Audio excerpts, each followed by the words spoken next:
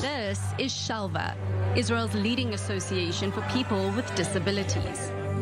Its national center in Jerusalem is the world's largest and proves itself an international model for disability care and treatment. Shalva was founded due to our personal experience where my son Yossi was injured by a faulty vaccine at the age of 11 months and became blind, deaf, and hyperactive. And when he had his breakthrough to communication at the age of 8, my dear wife Malki said, it's payback time, and we started Shalva.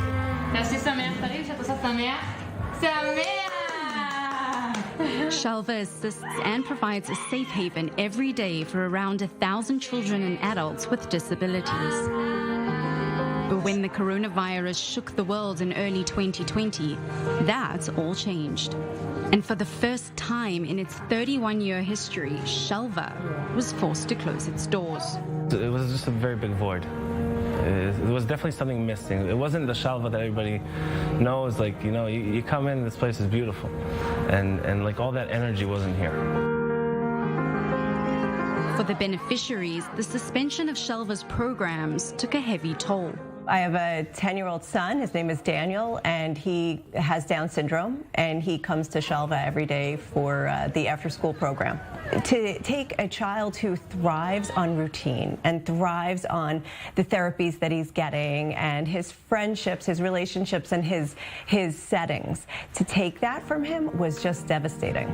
After the first nationwide lockdown in Israel, exceptions were made for those with disabilities and special needs, clearing the way for Shalva to continue its essential programs. The day I saw youngsters coming back after those 6 weeks, the kids were crying, the staff and volunteers going to meet them at their minibuses were crying, and I began to cry standing at the entrance to this building and seeing just how much this means to so many.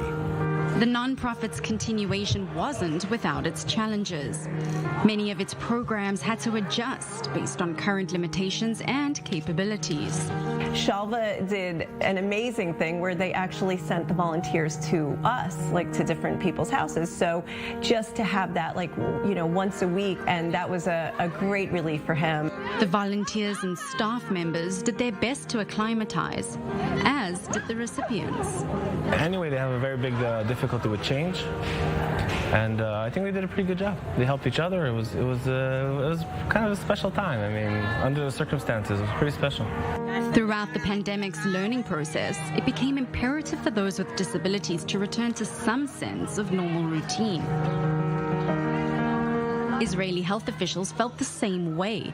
And when the vaccination drive first kicked off, Shalva rolled up its sleeves. We had the privilege of facilitating the vaccination for corona for well over 1,000 adults with disabilities here at Shalva, because Yossi's vaccine was something that hit us personally, has nothing to do with moving forward and doing what has to be done medically to protect our community. Roughly 60% of Israel has been vaccinated, and Shalva did its part in getting the nation to its current inoculation status. But for many at Shalva, this was simply just part of the organization's essence. I never heard of anybody with a disability that came to Shalva and met a closed door. I mean, they help anybody. It doesn't matter who they are or where they're from.